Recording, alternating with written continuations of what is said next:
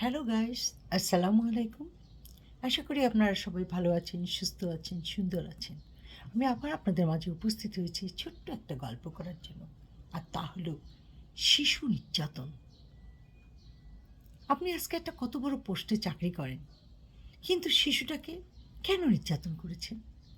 হ্যাঁ, জানি ছোট মেয়ে সহজে কাজ করতে চায় না, গুটলামি করে, ক্যালটামি করে। তাই বলে তাকে মারবেন? এত নির্মম! গালে দু চারটা থাপ্পড় দিয়েছেন, ঠিক আছে।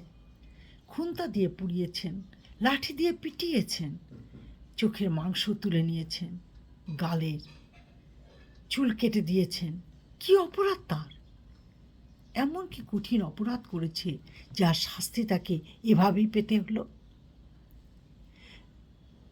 তার বাপ মা বেঁচে আছে, ডেকে তাদের হাতে তুলে দেন, বলেন যে আপনার মেয়ে কাজ করে না, কাজে তার মন নেই, তাকে নিয়ে যান।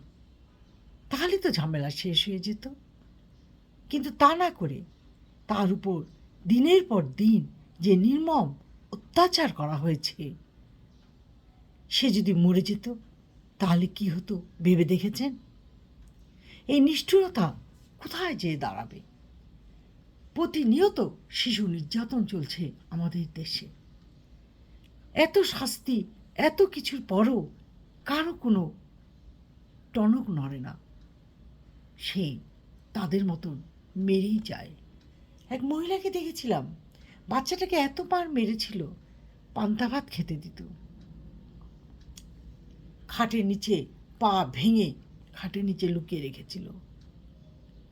এতটাই কি নিষ্ঠুরতা? এক মহিলাকে দেখেছিলাম, এমন মায়ের মেরেছিল, মাথার চুলগুলো পর্যন্ত ছিঁড়ে ফেলেছিল। কি এমন অপরাধ? তারা তো অপরাধ করবেই। সেই অপরাধ যদি আপনার সন্তান করত, পারতেন কি এইভাবে তাকে পিটাতে? ও গরিব বলে, অন্যের সন্তান বলে, মুখ ফুটে কিছু বলতে পারে না বলে এভাবে পিটিয়েছেন? আইনের হাত অনেক লম্বা। শিশু নির্যাতন আইন কখনো ছেড়ে দেয় না। আজকে 14 শিকায় বসে আছেন পরিবার নিয়ে। এতটুকু লজ্জা হওয়া উচিত যে আমাকে সবাই দেখছে, জানছে আমি কি অন্যায় করেছি, কি অপরাধ করেছি। শিশু নির্যাতন করেন না, শিশুদের প্রতি কোনো অন্যায় অবিচার করেন না। যদি সারা কাজ করতে না চায়, কাজ করতে বাধ্য করাবেন না। তার বাবা মাকে ডেকে তার হাতে তুলে দিন, তাদেরকে বিদায় করে দিন, কিন্তু অন্যের সন্তানের কোনো ক্ষতি করবেন না, তাহলে নিজের ক্ষতি হবে। আজ এই পর্যন্ত। ভালো থাকেন, সুস্থ থাকেন। আর কথাগুলো যদি ভালো লেগে থাকে, সাবস্ক্রাইব করে বেল বাটন টিপে দিন, বেশি বেশি শেয়ার করুন। আল্লাহ হাফেজ।